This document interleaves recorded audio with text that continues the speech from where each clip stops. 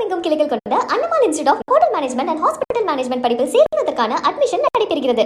NLC நிலக்கரி சுரங்கத்திற்காக 30 கிராம மக்களின் குலதெய்வ கோயில் இடிக்கப்படுவதை தமிழக அரசு தலையிட்டு தடுத்து நிறுத்த வேண்டும் என பாமக தலைவர் அன்புமணி வலியுறுத்தியுள்ளார். இது தொடர்பாக அவர் வெளியிட்டுள்ள அறிக்கையில், கடலூர் மாவட்டம் நெய்வேலியை அடுத்துள்ள தெற்கு மேலூர் கிராமத்தில் அமைந்துள்ள அங்காளம்மன் பாவாடைராயன் கோயிலை நிலக்கரி சுரங்க விரிவாக்கத்திற்காக இடிக்க என்எல்சி நிறுவனம் முயற்சி மேற்கொண்டு வருவதாக தெரிவித்துள்ளார்.